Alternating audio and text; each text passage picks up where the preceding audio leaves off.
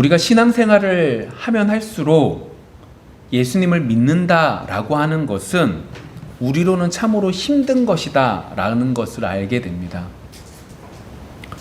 행복하기 위해서 예수님을 믿기 시작했는데 교회에서 하는 말이 뭐예요? 세상 것을 버리라는 거예요. 예수님만 붙잡으라고 이야기를 하니 분명히 세상에서 인정받고 싶고 평안하게 살고 싶어서 예수님을 믿기 시작한 우리에게 있어서 한 가지 질문이 생기기 시작합니다. 근원적인 질문인 거죠. 내가 왜 예수님을 믿지? 아니, 나는 행복하기 위해서, 행복하게 살기 위해서 내가 이렇게 예수님을 믿는다고 믿기 시작했는데, 예수님을 믿으면 믿을수록 우리의 마음속에 성령께서 역사하시고 계속해서 듣는 얘기는 그 모든 것들을 버리고 하나님을 쫓으라는 얘기를 들으니까 이런 근본적인 질문이 우리의 마음속에 생겨나기 시작을 합니다. 이건 믿음 없는 사람 아니요. 모든 사람들은 동일하게 이 생각들이 듭니다. 저는 한 번도 그런 생각이 든 적이 없습니다. 이건 죄송하지만 더욱더 깊이 있는 부분까지 내려가지 못했기 때문이죠. 이건 내가 얼마나 신앙이 좋으냐의 문제가 아니라 죄인이냐 아니냐의 부분 속에 죄인이기 때문에 분명히 이러한 생각들은 다양하게 우리 속에 들어오는 거예요. 그런 면에서 오늘 우리는 우시아라고 하는 왕의 모습들을 살펴보기를 원합니다. 우시아의 모습을 통하여서 왜 우리한테 주님만이 필요한지에 대한 부분들을 살펴보기를 원합니다. 주님만이, 왜 주님만을 찾아야 되는 것이고 주님만을 찾을 때에 우리의 모습이 어떻게 바뀌어 나가는지를 살펴보기를 원합니다. 그러니까 우리의 신앙생활 속에 내가 무엇인가를 하려고 노력하면 노력할수록 더 힘들다는 거예요. 그러한 부분들을 오늘 말씀을 통해서 살펴보고자 합니다. 오늘 우리가 함께 보는 역대하 26장의 말씀 속에서는 우시아라고 하는 왕의 이제 삶과 그리고 평가에 대해서 나타나 있습니다. 우시아 왕은 그의 아버지 아마샤 왕이 이제 대신해서 왕이 죽임을 당하고 그를 대신해서 16살 때 왕이 된 사람입니다.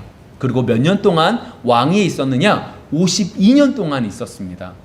그러니까 남유다에서 가장 길게 한 므낫세 왕 이후로 정말로 길게 50년 넘는 시간 동안 그 왕이 앉아서 남유다를 다스렸던 왕이죠. 그의 어머니의 이름은 오늘 성경 속에서 여골리아라고 나타납니다. 예루살렘 사람이고요. 여골리아라고 나타나죠. 북이스라엘 왕들이 등장할 때는 그의 어머니의 이름들이 등장하지 않지만 이 남유다의 왕들이 등장할 때는 꼭 등장하는 게 뭐예요? 어머니의 이름이 등장합니다. 이유는 무엇 때문이 다른 게 아니라 하나님의 언약이, 다윗과 맺은 언약이 이루어지고 있습니다 라고 하는 명분 속에서, 그러한 이유 때문에 그렇게 계속해서 주어지는 거죠. 그러한 것들 속에서 오늘 우시아 왕에게 있어서 너무나 귀한 존재가 옆에 있었는데 그 사람의 이름이 뭐라고 말해요? 오늘 성경 속에서 보시면 스가랴다라고 말을 합니다.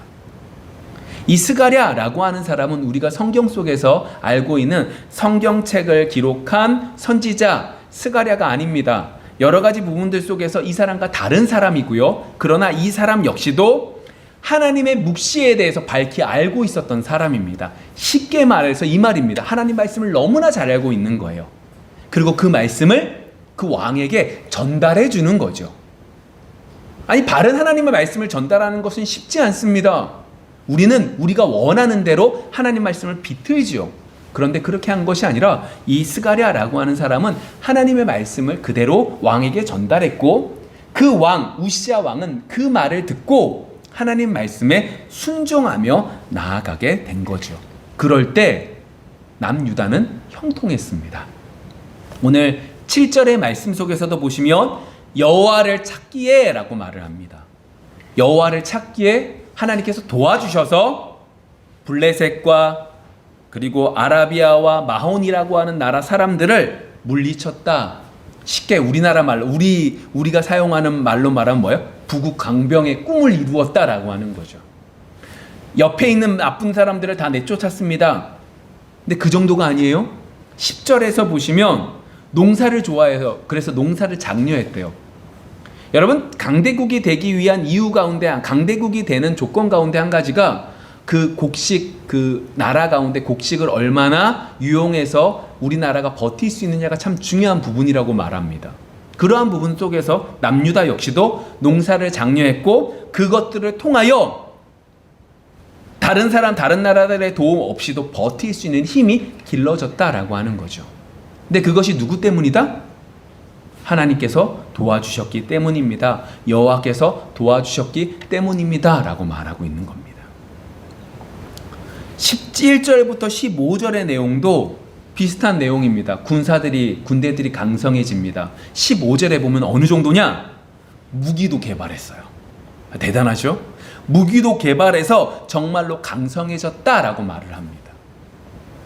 근데 오늘 이 역대하 26장 속에서 이 우시야 왕에 대한 이야기들 속에서 우리가 봐야 될 건, 그렇게 강성해지고 구국강병의 꿈을 이루었고 곡식들도 많아지고 여러 가지가 강성해진 이유는 누구 때문이다?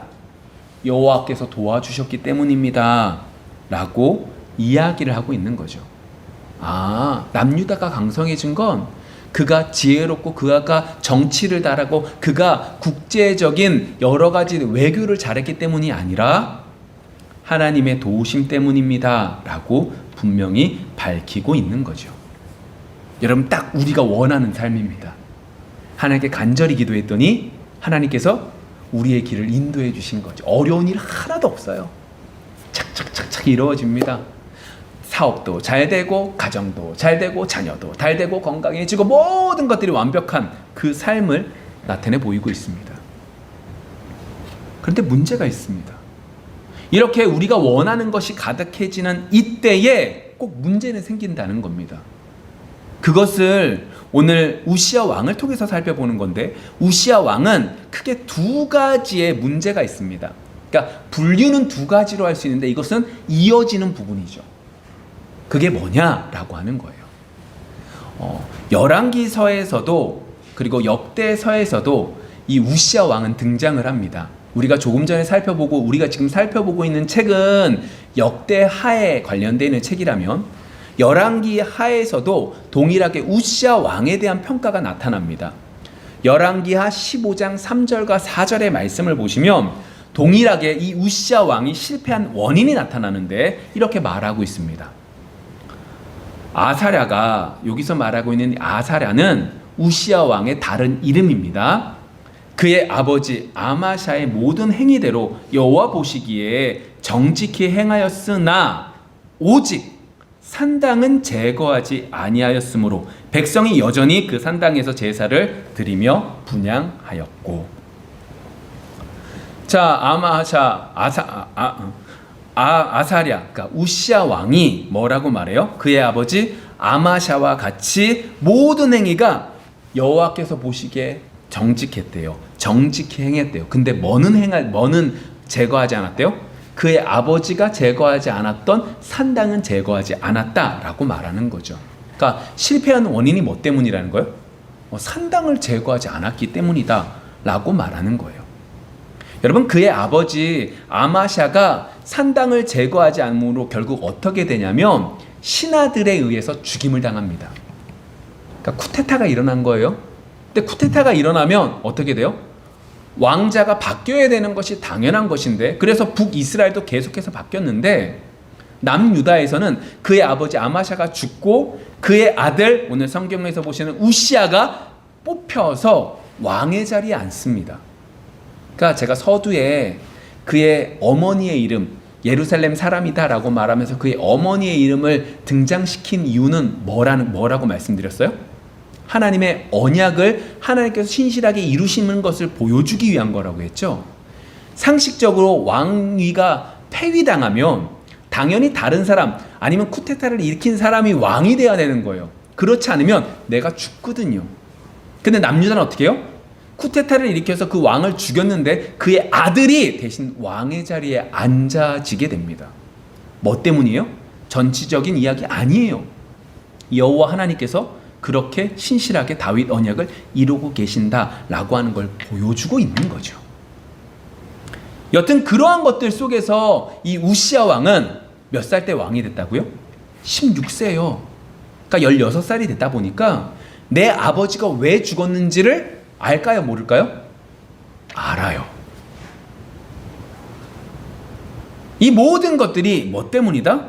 아, 산당이라고 하는 것들 때문에 그렇구나 라고 하는 걸 알고 있어요. 근데 왜 산당을 제거하지 못한 거죠? 여러분, 이스라엘에는 하나님께서 예루살렘을 허락하여 주시고 이전에 통일왕국, 그러니까 남유다와 북이스라엘이 나눠지기 전에를 함께 있었을 때를 통일왕국이라고 하는데, 이때 왕이었던 솔로몬이 지은 성전이 있었어요. 성전 안에는 언약궤가 있었고 하나님의 이름이 그곳에 임하겠다라고 말씀하셨어요. 그곳이 어디에 있었냐? 남유다에 있었죠. 이스라엘 백성들에게 있어서 율법이라고 하는 법이 있었는데 그 법 안에 뭐라고 말하냐면, 너희들은 어디서 제사를 지내라? 성전에서만 제사를 지내라 라고 말씀하고 있습니다. 그런 면에서 생각을 해보시면 당연히 성전을 남겨두고 나머지 산당들은 어떻게 해야 되는 게 옳은 거예요? 제거하는 게 옳은 거죠. 그런데 오늘 성경 속에서 우시야 왕도 그것을 버리지 못했어요. 이유는 이것 때문이죠. 백성들이 민간 신앙을 가지고 있었는데 그것들을 버렸느냐 버리지 못했느냐?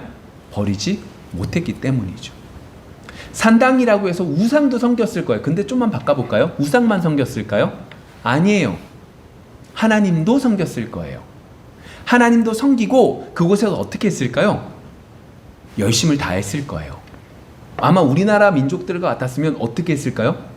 매일 새벽마다 가가지고 제사를 드렸을 거예요. 왜 그랬을까요?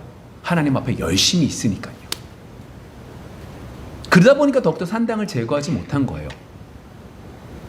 우리의 입장에선 더욱더 잘하는 것처럼 보여지죠. 그런데 중요한 건 하나님은 성전을 만들고 성전 속에서 예배하는 법을 알려주셨죠. 예배할 땐 이렇게 해야 돼. 하나님 앞에 헌신할 땐 이렇게 하는 거야. 서원할 땐 이렇게 하는 거야. 여러 가지들을 말씀해 주셨어요. 그래서 더하지도 말고 덜하지도 말라고 말씀하고 계시죠. 그런데 산당이라고 하는 것은 이것과 좀 다른 느낌이었어요. 하나님은 이렇게 성전을 만들고 성전 안에 그 여러 가지들을 제사 드리는 법을 정확하게 알려줌으로 더하고 덜하는 것을 제거함으로 인간의 노력, 인간의 여러 가지 헌신들을 뭐 하신 거예요? 제하신 거예요. 중요합니다. 성전에서는요, 하나님께 제사하는 것 속에 내 여러 가지 열심히 들어가게 해요? 들어가지 못하게 해요? 드러나지 못하게 해요. 예를 들어 서원이라는 것이 있습니다. 여러분, 서원이라고 하는 것 속에 원심은 이겁니다. 하나님, 제가 서원합니다. 저한테 하나님 이걸 주시면 제가 이거 하겠습니다. 이게 의미 속에서 서원이 아닙니다. 서원의 바른 의미는 하나님께 감사해서 하나님 앞에 어떻게 해요? 헌신한다는 의미 속에서 서원의 의미죠. 전혀 다릅니다. 그런데 산당은 어떻게 하는 거예요? 하나님 앞에 어떻게 하는 거예요? 내 열심이 드러나는 거죠. 성전에서는 제사하는 법이 있고 그렇게 하라고 하셨지만 난 어떻게 하는 거예요? 더욱더 헌신적으로 그 모든 것들을 한다는 거예요. 그러니까 쉽게 말하면 이거죠. 산당이라는 건 우리가 그 옛날 사람들이 그릇에다가 물 떠놓고 손을 빌잖아요. 그걸 계속해서 빌면 신이 감동하잖아요. 그것과 동일한 모습이 산당 속에서 이루어지는 거죠. 사람들의 입장에서는 어때요? 더 간절함으로 나타나는 거잖아요. 여러분, 쉽게 말해서 무미건조하게 예배 드리는 사람과 정말로 모든 것들이 드러나는 것처럼 간절히 드리는 예배자의 모습을 딱 놔둬서 우리가 바라보면 누가 더 열심히 믿는 것 같아요? 열정적인 사람이 훨씬 더 낫잖아요. 그러한 부분들 속에서 왜 산당을 제거해? 내가 하나님을 얼마나 열심히 섬기는 부분들 가운데 한 가지인데 내가 민간 신앙들을 가지고 나가는데 이러면 안 되지 라고 하는 생각들이 들어가 있다는 거예요. 하나님은 그것들을 폐하기를 원하셨던 거죠. 그런데 어떻게 해요? 폐하지 못한 거예요. 여러분, 우리도 마찬가지입니다. 여러분, 산당 제사를 폐할 수 있는데 우리는 패하지 않아요. 왜 그럴까요? 그게 더 하나님 앞에 그게 더 나한테 좋으니까요. 믿음으로 담대히 나가라 라고 말하는데 우리는 어떻게 해요? 하나님 믿습니다. 아멘 한 다음에 또다시 하나님 믿습니다. 이렇게 말해야지 더 믿음이 좋은 것처럼 여겨진다고요. 아니에요. 잘못된 거죠. 예를 들면 이런 거죠. 아까 서원에 대한 얘기 있잖아요. 하나님 앞에 헌신을 하기 위해서 서원하는 것이지만 그래도 그것을 서원하면 우리의 마음속에 뭐가 남아있는 거예요? 하나님께서 더 큰 축복을 내려주시지 않을까? 내가 이만큼 드리면 나한테 이만큼 주시지 않을까? 라고 하는 마음이 있다라고 하는 걸 우리는 부정할 수는 없어요. 그럼 여러분, 우시아는 어땠을까요? 산당에서 제사했을까요? 아마도 안 했을 거예요. 왜 그렇죠? 예루살렘에 성전이 있잖아요. 그리고 분명히 율법 가운데 그러한 부분들을 알고 있을 텐데 그렇게 하지 않았을 거예요. 그런데 중요한 건 그 다음 거죠. 분명히 하나님의 은혜로 내가 지금까지 이렇게 강성해지고 하나님의 은혜로 이만큼 은혜 때문에 내가 이 자리까지 왔는데 그 은혜를 알고 있는 사람이 내가 잘한 것이 아니라 하나님의 은혜인 것을 아는 사람이 이것들을 제거하지 못한다? 이 말인 즉슨 이 우시아 마음속에도 뭐가 있는 거예요? 산당의 그러한 마음들이 그대로 있는 거죠. 백성들은 산당의 감으로 그러한 모습을 나타냈다면 우시아는 산당엔 가지 않지만 어떤 마음이 있는 거예요? 내가 하나님 앞에 간절함으로 하나님 말씀에 귀를 기울였더니 하나님이 어떻게 한 거예요?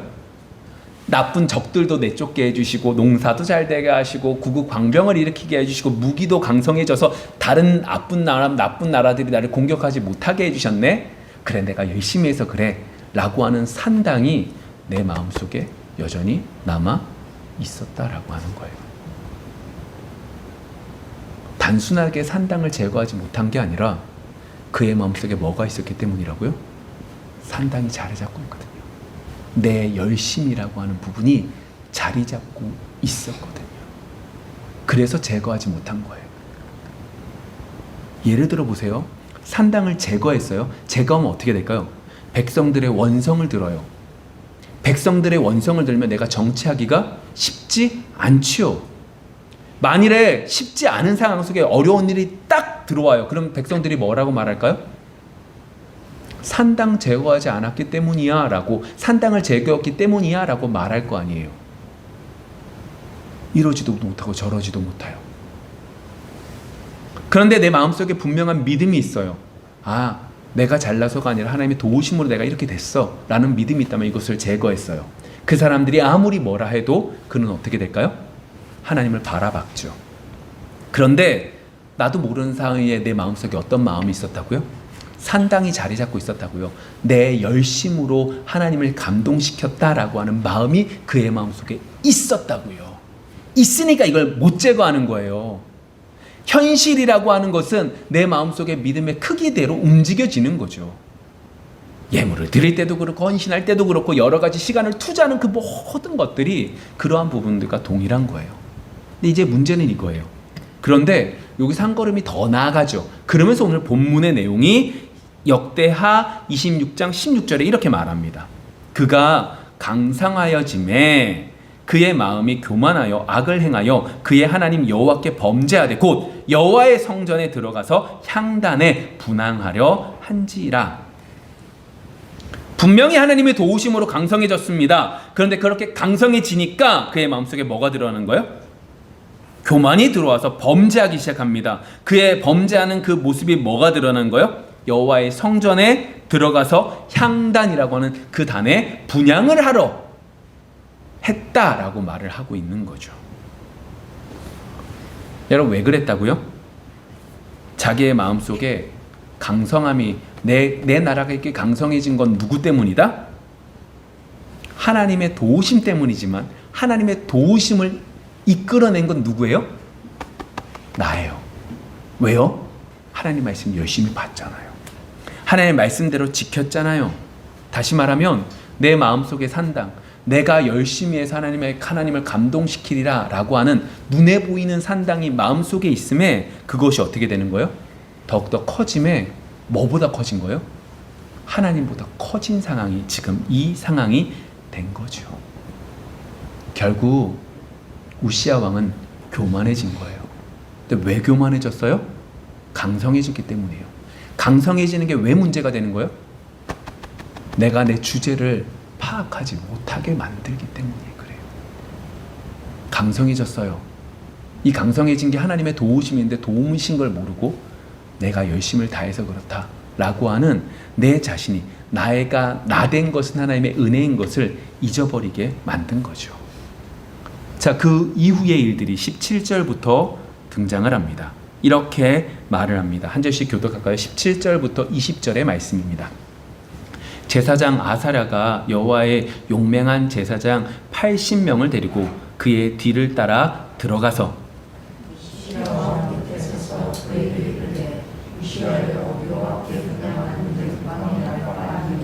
오직 분양하기 위하여 괴람을 받은 아람한 성소에서 유리할까니 성소에서 나가소서.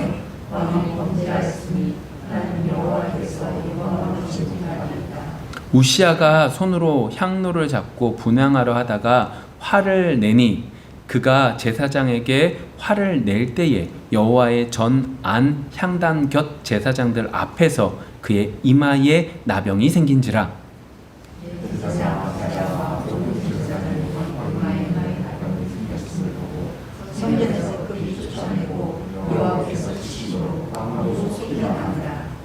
자, 다음 얘기 그렇죠? 향단에 가서 분향하려고 합니다. 그랬더니 오늘 성경에 보시면 아사랴라고 하는 제사장과 용맹스러운 80명의 제사장들이 함께 와서 왕에게 묻습니다. 근데 뭐라고 말을 하냐? 우시야 왕이여라고 말하지 않습니다. 뭐라고 그래요? 18절에 보시면 우시야여라고 말합니다. 왕이 종칭을 떼버려요. 왜 그래요? 지금 우시야 왕은 뭘 가지고 와요? 내가 가지고 있는 권세, 내가 가지고 있는 영광, 내가 이렇게 강성하게 만든 왕이라고 하는 이 명분을 가지고 오는 그것에 대해서 분명히 지적하고 있는 거죠. 그러면서 말합니다. 이거 함부로 하시면 안 됩니다. 이건 하나님이 선택하신 분향하는 제사장들만 할 수 있습니다. 제사장이 특별하다는 게 아니에요. 하나님의 은혜를 입은 자들이라는 것 뿐이에요. 그 사람들만 할 수 있습니다 라고 말을 합니다. 그랬더니 왕이 어떻게 해요? 화를 냅니다. 왜 화내요? 내가 우리나라를 이렇게 만든 사람이에요. 내가 우리나라를 형통하게 만들었다니까요. 내가 영토를 회복했고 경제를 발전시켰고 모든 것들이 튼튼하게 국방을 강성하게 만든 사람인 거예요.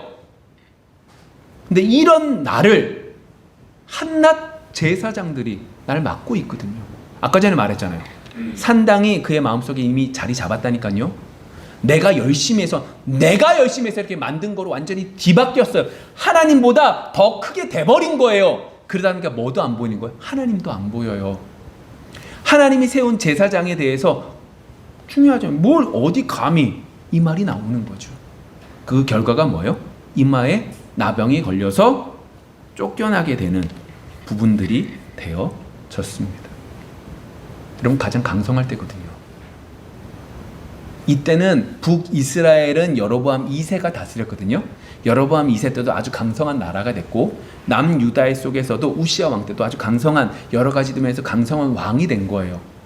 주변 강대국들이 침범해보지 않았기 때문에 훨씬 더 강성해졌고 모든 것들을 누리고 있었을 이때에 그에 대한 평가는 뭐가 받는 거예요? 나병이라는 거예요. 전적으로 모든 것들이 무슨 말이냐? 썩었다라고 하는 평가를 받고 있는 거죠.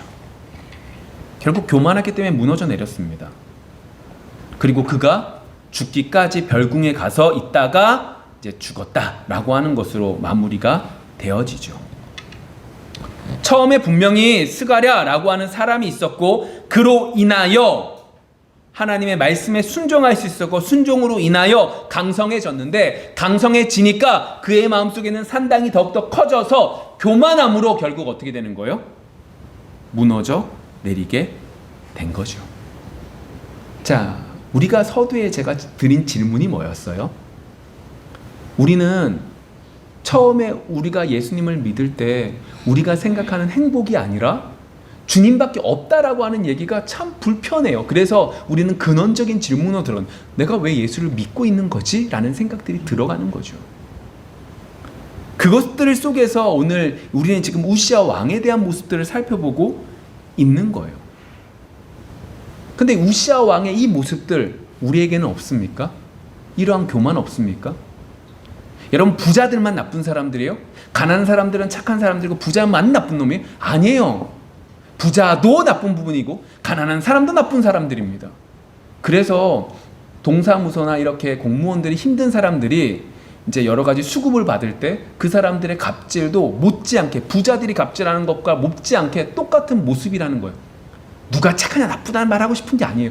그게 인간이라는 거죠. 그게 우리라는 거예요. 그 죄악의 모습들이 여전히 우리 속에 있다라고 하는 거예요. 왜 그래요?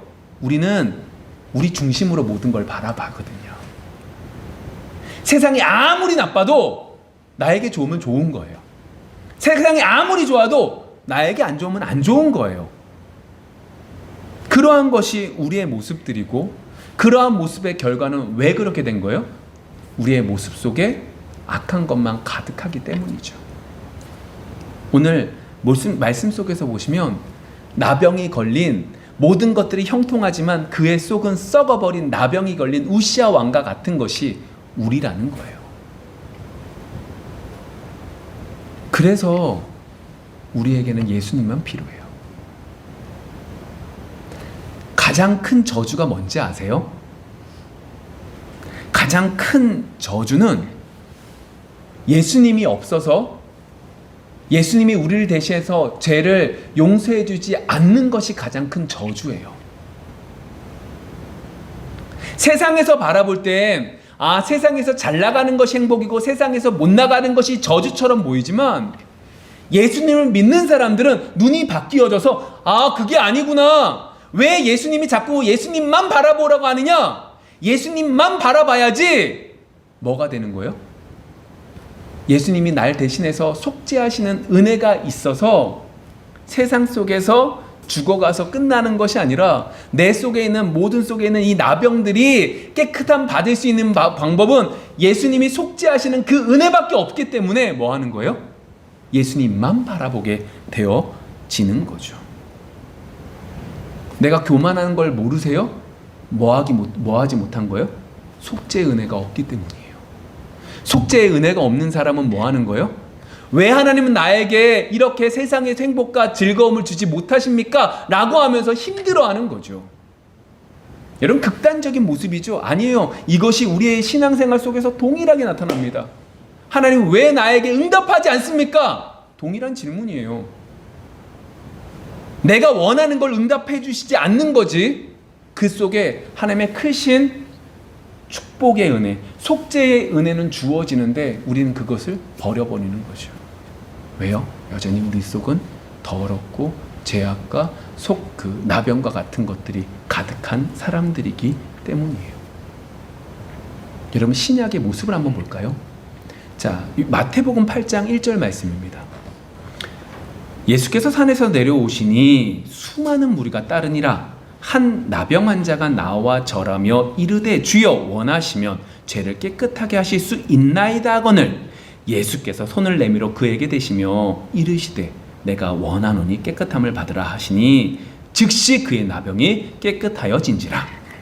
자, 예수님께서 산상수훈에 대해서 말씀하셨습니다. 복 있는 사람은 이라고 하면서 막 여러 가지 부분들에 대한 얘기를 하시잖아요.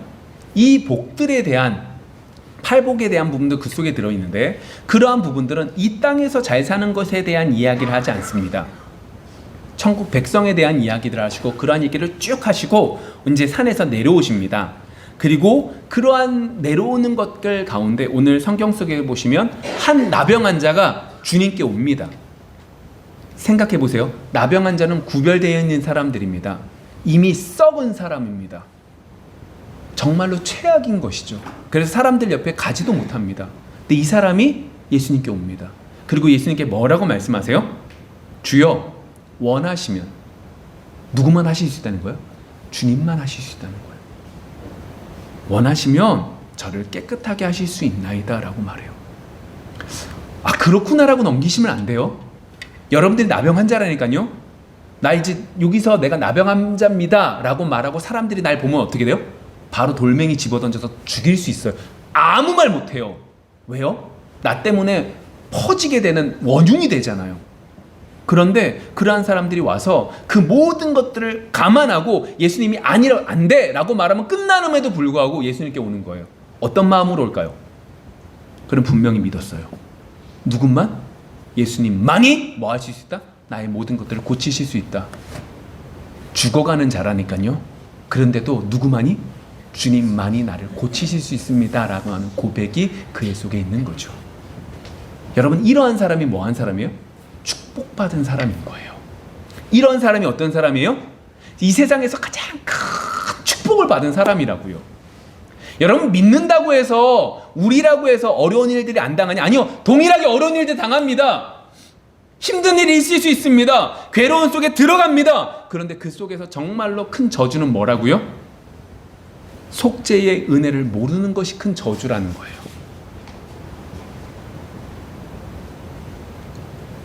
여러분, 다른 한 부분을 더 살펴볼까요?